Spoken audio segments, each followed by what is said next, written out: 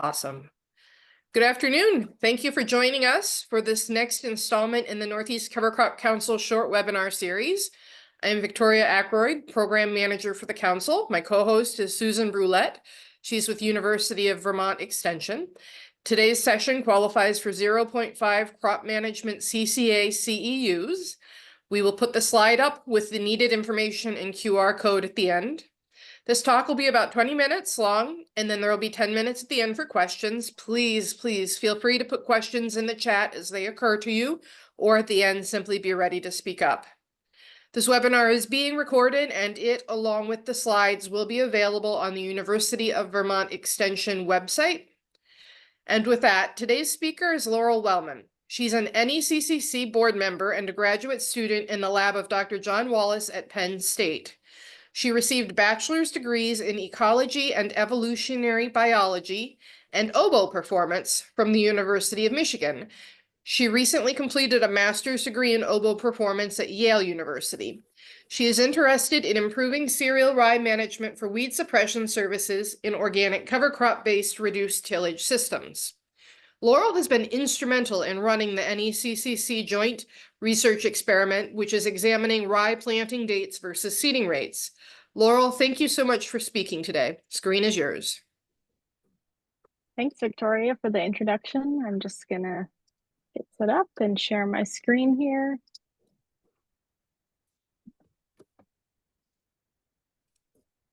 Okay, can you see the full slide there? Great.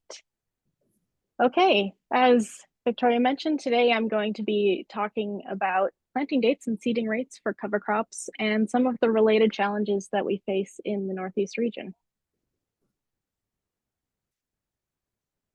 Specifically, I'm going to be talking in the context of fall planted cover crops in agronomic settings, especially for grain crops that might be harvested late. But this information also applies to vegetable producers or anyone with limited growing degree days in the fall. So if you're looking at this map, which shows part of the Northeast, that you can see that our region is incredibly variable in terms of the number of fall to spring growing degree days that are accumulated, which is typically the time period of our cover crop planting. And therefore, an additional challenge is to tailor our recommendations within variability of this region. And for many reasons in the fall, we're often limited on the number of fall growing degree days that we have left to plant and grow the cover crop, whether that be from cash crop harvest delaying the sowing of the cover crop, labor shortages surrounding the harvest period, or simply that the field conditions prevented you from getting into the field during the optimal sowing window. And you sometimes see these recommendations that cereal rye, our most winter hardy cover crop, needs close to 300 fall growing degree days to establish. So if you're sowing late after grain harvest in the fall, you're likely not hitting that target. And in this context, when I say establish, I mean that the cover crop has emerged and grown enough of a root system that it's capable of nitrogen scavenging and holding the soil in place. So if we turn to this map, you can see that Pennsylvania specifically represents quite a lot of variation within the region, and that the Pennsylvania zones on this map are actually a similar distribution to the USDA hardiness zones. And zone 1 in the map is pretty similar or comparable to the more northern sites in the Northeast, like New York, and maybe a bit further north. Oops. Let's get back. And maybe a bit further north, like Vermont. And zone 3 in the southeast of Pennsylvania is more similar to the Delmarva region. And this chart here is showing seeding date recommendations for Pennsylvania across the 3 zones. And what might stand out in this chart is how early these dates are compared to the opportunities that you might have in the field to seed a cover crop. Even the most hardy species like winter rye is recommended in October 10th through October 25th seeding dates. And even in the warmest zone, zone 3 in the southeast of Pennsylvania, species like oats, winter pea, hairy vetch, radish, and canola should be seeded by the middle of September, which really puts us out of the running when it comes to seeding our cover crops in a timely manner following grain harvest. So these recommendations might lead us to believe that it's not actually worth putting in a cover crop later in the fall, but as we'll see, that's not usually the case. However, what later sowing might limit are the services that you get from the cover crop, such as erosion control, nutrient management, nutrient scavenging, soil health building, or weed control. And we frequently use these indicators of ground cover and biomass to measure these services.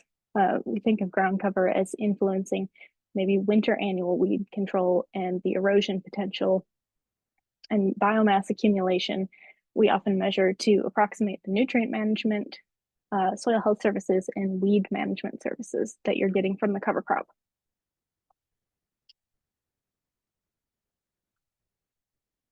So all is not lost. We may be able to alter our management practices to compensate for some of these lost growing degree days in the fall.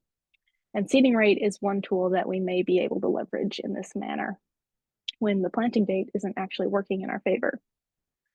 So of course, this means we do have to balance the cost and benefits of any seeding rate adjustments we make.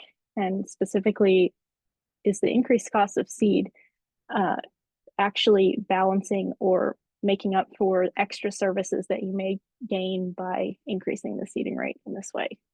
We also want to make sure that we're adjusting seeding rates differently based on whether or not we're using a monoculture or a mixture of species.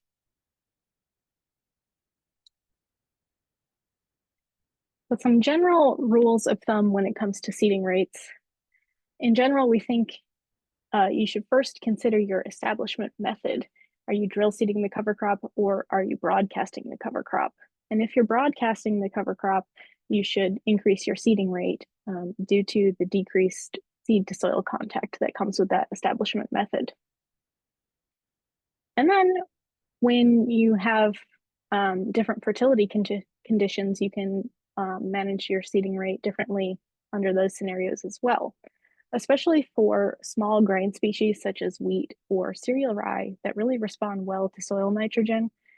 You might consider using a lower seeding rate in fields with a manure history compared to fields that don't have a manure history or have low fertility. But there are also some things that have been thrown around as methods of accommodating late seeding dates for cover crops that we're not entirely certain how they're working yet. So it's been mentioned in different management guides that are really permitting forage crops or grain crops. They recommend increasing seeding rates as you're sowing later into the season. And this is something that we might predict might be effective for cover crops as well, but it's not frequently measured at late seeding dates because most of the research is actually conducted during the optimal sowing dates. So we just don't have a lot of information for cover crops how this is responding. Additionally, you sometimes hear that growers might choose a lower seeding rate when they're planting green, and that's in an attempt to manage residue or biomass in the spring. But again, we're not sure how this interacts with the cover crop seeding dates either. So with those questions in mind, I'm going to use one of our joint research projects that we've been leading as a bit of a case study in the interaction of seeding rates and planting dates. So this study was undertaken by our collaborators in the Northeast Cover Crops Council who volunteered to implement this study, and we're really grateful for their time and efforts. We'd also like to thank Dave Botipka at Seedway for the donation for all of the seed that was used in this study. So as I mentioned before, a lot of seeding rate research has been conducted within the optimal seeding date window, and this may not always align with the realities of seeding a cover crop in the field on a large scale. And we're also aware that winter hardy cover crops, especially cereal rye, which is probably the most winter hardy, can germinate at about 34 degrees Fahrenheit and grow at about 38 degrees, which is really pretty cold. And some recent research indicates that these temperatures may even be lower than we previously thought. But this study was focused on seeding rye late because it's the most winter hardy, and we want to understand how it's growing at these low temperatures. And this study was designed to address that gap between management practices within the optimal seeding date window and what to do when you're outside that window. So essentially, we wanted to know how late is too late when you're seeding cereal rye in the fall, and if at these late seeding dates, if increasing your seeding rate can make up for any of the lost growing degree days. So in this study, we seeded cereal rye at 3 different dates for each location. The middle of each of these three dates was the historic first frost date, and the first sowing date was 2 to 3 weeks prior, and the third sowing date was 2 to 3 weeks following the historic first frost date, and this gave us a 4 to 6 window sowing period. At each of these dates, we established rye at 5 different seeding rates from 15, 30, 60, 90, and 120 pounds per acre of rye seed, and also included a weedy control. And in this study, we measured ground cover at the time of spring greenup, and this was a way to quantify ground cover related services such as erosion control and winter annual weed management. We also measured anthesis biomass, rye biomass at anthesis. And this was so we could understand what is the maximum biomass potential of each of these seeding date and rate combinations. Okay, so what do we find in this study?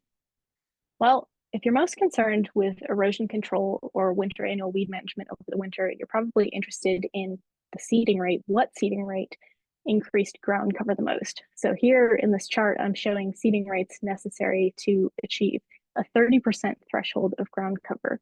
And we chose 30% as a proxy for some common conservation thresholds. And as you can see in this photo here, which is showing exactly 30% ground cover measured as percent green, visually, it really is not very much cover. However, we're using that as our conservation practice.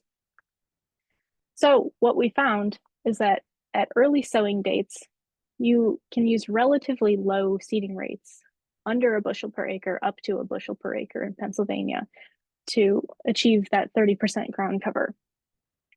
But you also can see that there was a pretty consistent benefit to increasing seeding rates at these different locations to achieve greater spring ground cover as you're delaying rye seeding to the first frost date.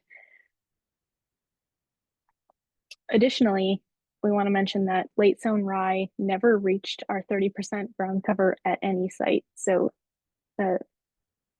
while seeding rates still increased ground cover at these late seeding dates, it just was below the 30% ground cover threshold that we set. So if your goal is to increase ground cover related services like erosion control or winter annual weed suppression, increasing seeding rates when seeding late might help achieve these goals. Okay, so now what does it look like if we delay cover crop termination until anthesis? So this is for the grower that potentially wants a long-lasting surface mulch for weed suppression, or wants to add a lot of organic matter, or just wants to have the cover crop growing for as long as possible. So we just saw the seeding rates to achieve 30% ground cover. Now I'm showing in this chart seeding rates to maximize your biomass at anthesis. And as an example, in Pennsylvania, if you seed your cover crop at the first frost date, you needed 45 pounds per acre of cereal rye seed to reach maximum biomass at anthesis. And what I want you to note here is that in most cases, the standard rate of 1 bushel per acre or 60 pounds per acre was sufficient to grow the most biomass in most locations at most dates.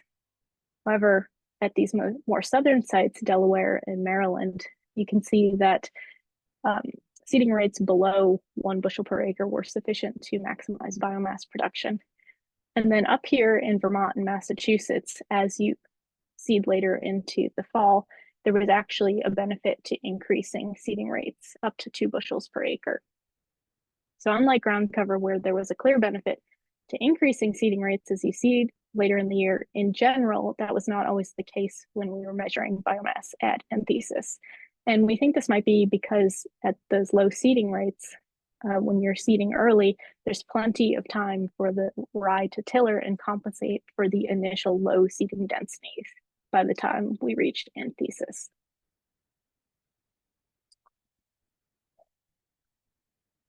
Okay, so now that we've looked at seeding rates to reach the maximum biomass, I want to show you that the biomass achieved, regardless of seeding rate, was not the same for each sowing date.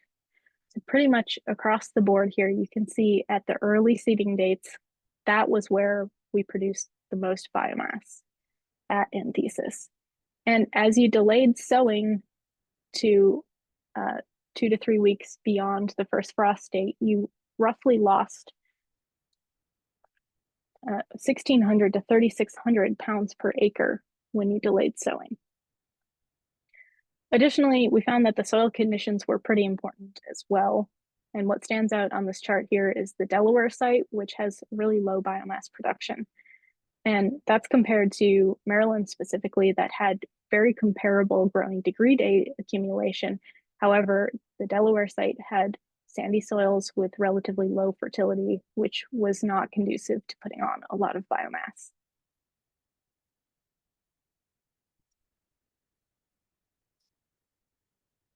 So I want to put all these three charts on the same slide so that we can get a better understanding of how we might select a seeding rate that fits our goals.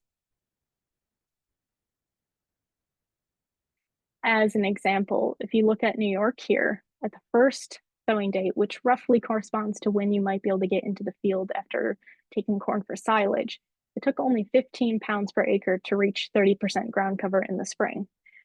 But at that same sowing date, the same site, it took 1 bushel per acre to achieve 6,000 pounds dry matter, which was the maximum when you let the rye go to anthesis. So in this scenario, which is pretty consistent with most of the sites we have these data for, if you're planning to terminate the cover crop not very long after green up, there's very little return on investment when increasing your seeding rate. But you still need a higher seeding rate to achieve the maximum biomass at anthesis.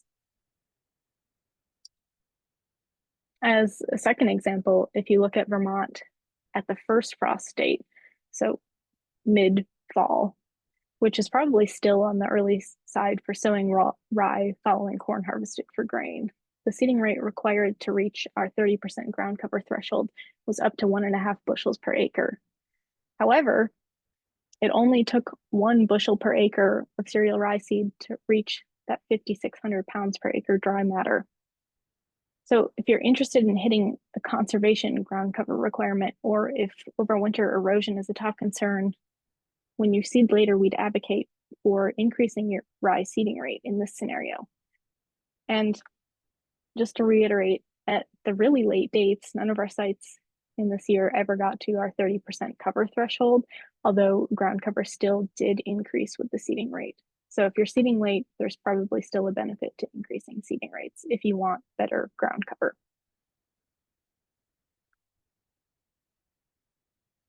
So what are the take-homes for cereal rye planting dates and seeding rates?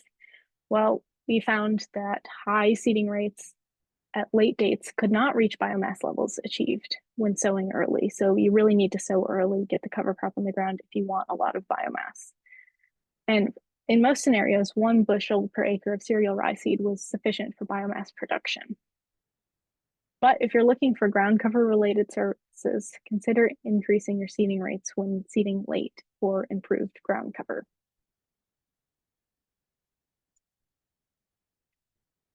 And one more thing on cereal rye I want to mention. I've been talking in pounds per acre or bushels per acre, but as this recent work by Natalie Lounsbury found, a pound of rye may not always be the same across varieties or across lots. There's actually quite a lot of variation between seed size in cover crops. And 1 pound of rye can have between 13,000 and 23,000 seeds per pound, which means when you're seeding on a weight basis or bushels per acre basis, you're not actually putting the same number of seeds in the ground. So a better measure may actually be live seeds per acre rather than pounds per acre when you're talking about seeding rates. And this just might be something worth noting on your own farm. What's the seed count, and keeping track of this to see if it has any bearing on the services you're getting out of your cover crop.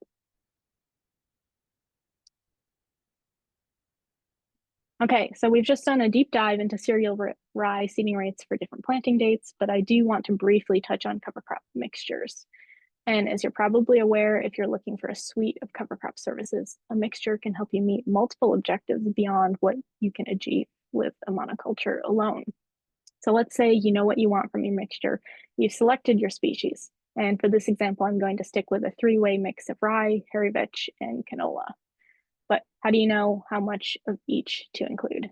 So as a general rule, you should use roughly half to 1/4 of the typical grass rate. And that's to avoid the grass dominating the mixture. When it comes to brassica species, canola or radish, you should determine if winter survival is expected based on your region. But if you expect a lot of winter kill, you might consider leaving the rate high. And for legumes, they are really slow to establish in the fall, so the general recommendation is to keep the rate as close to the monoculture rate as possible. And if you want some additional help with this decision making, the Northeast Cover Crops Council is releasing the seeding rate calculator, which is a decision support tool that you can also use as a mixture calculator. And for example, vetch on its own is recommended to be seeded at 20 pounds per acre in Pennsylvania. Rye is at 85 pounds per acre and canola at 7 pounds per acre. And when you enter that mixture into the seeding rate calculator, it recommends roughly half the monoculture rye rate, and it maintains the canola rate, and it maintains the hairy vetch rate. But of course, it's important to note that cover crop mixture expression is highly dependent on the specific field you're in and the specific soil conditions and fertility levels. So you should take any seeding rate recommendations and try it out on a smaller scale before fully committing to that mix on your farm.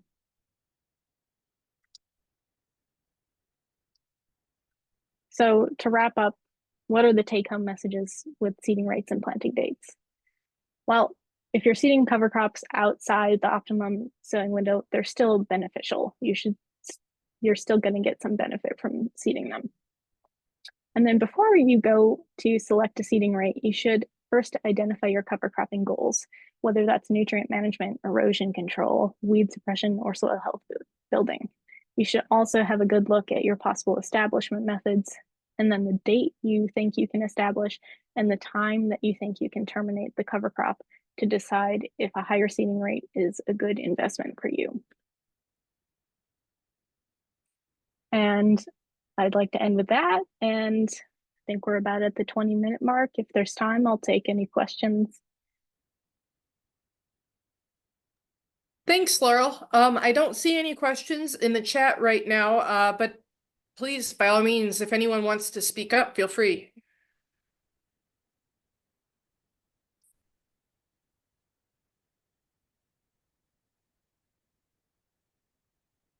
Yeah, I will. Sorry, Ken, go. Yeah. Thank you. Yeah, I'll Yes. wait for everybody else, but nobody else talks, so I'm going to jump in Yeah, please here. do. So yeah, I like the presentation, lots of good nuts and bolts stuff. So one of the questions, so we work a lot on nitrate leaching, and we view nitrate leaching, and erosion's a little bit this way too in the fall from a water quality perspective. It's a bit of a race or a risk management kind of thing. You don't know what your weather is going to be like in the fall, whether you're going to get erosive type rainfall or not. So, having ground cover eventually is a good thing, but having it really fast is sometimes important because the erosive event might come, earlier in the fall. And the same with nitrate leaching. We view nitrate leaching sometimes, it's a bit of a race between leaching and plant uptake by the cover crops. So the planting rate sort of like eventually you can get the growth, but having it sooner rather than later is important. So how do you see seeding rate figuring into that discussion? Yeah, that's a really great point that, maybe measuring ground cover in the spring is not the best predictor of fall nitrate uptake or erosion management. So I would say based on the results that we saw in the spring, a higher seeding rate might be a bet hedging strategy if you're looking for those services earlier in the season, just because some of those services were lost when we increased seeding rates and waited till anthesis, but the benefits of higher seeding rates were realized in the spring. I would think they would be further realized in the fall. Additionally, another consideration, if you have the ability to narrow your row spacing, might be an option to increase that ground cover sooner as well. Right. Okay. Thanks. Thanks, Ken, and thanks, Laurel. We do have a few more minutes if there's any other questions. Hey, Laurel, I was just wondering, were all of these studies done with drills? It looked like your ground cover shot there was a drilled cover crop. So just curious if they were all drilled rates.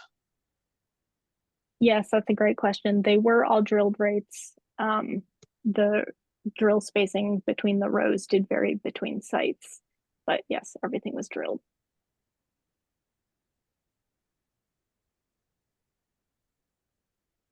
Okay.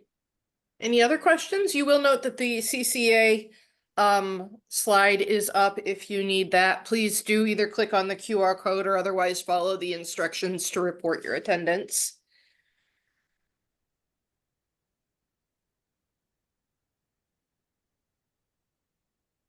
Interesting, Laurel, how closely your results are mimicking the Mirsky study I'm remembering now, where they looked at hairy vetch seeding rates versus dates. That one had sites that went all the way down into North Carolina, and I think they came to similar conclusions. I think in North Carolina with the vetch, they were getting down to like 5 pounds per acre and doing okay during the standard planting window. And my understanding is that, again, it does seem like the farther north you go, the more it's worth considering increasing your seeding rate to make up for suboptimal planting date. It's always wonderful when you can build kind of a body of supporting knowledge that meshes. Of course, if you were to mix the rye and the vetch, then you'd have to deal with the competition factor. So it's not a perfect mesh, but really interesting work. Thank you for presenting today. We do have 2 more minutes. Is there anyone else who has any questions about this?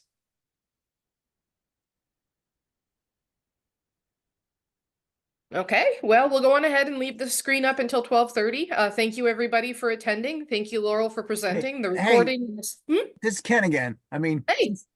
You know, you put up, you have a time slot here. So since nobody else asked. Yeah, by all means, please do. I'll ask the question again about the rye varieties. I asked, I think in the last webinar about, you know, the Abruzzi types, which, you know, here in Maryland, we talk about 2 types, you know, the dormant and the non-dormant, which I know caused a little confusion in an earlier webinar, but it seems like the non-dormant types, you know, they anytime it warms up in the winter, they grow. They seem to grow a little more in the fall. And in the spring, they definitely are like 2 feet taller than the non-dormant types, you know, like they emerge faster. So in this study, were these dormant or non-dormant types, or is that something you ever consider? Really interesting question. In this study, in the first year, we had a VNS variety, and it was actually replicated a second year, and we used, I believe, Wheeler, or maybe it was Danco rye then, and I think they were all dormant, or, you know, they needed vernalization period. Yeah, Wheeler is too. We worked with Wheeler, and that was popular here with the dairies because it's slower to emerge. So the protein, you know, it doesn't lose its forage quality as fast in the spring as like Abruzzi types do that come out faster. So yeah, I think that falls in the dormant type too, the Wheeler, right? So what do you think? I would be a little reticent to use a non-dormant type way up north in Vermont, where you might get some winter injury. But maybe in the southern locations, it's a cool way to increase your ground cover quickly in the fall. Well, I think the injury risk is on the flowering and the seed production part, not so much on the vegetative part.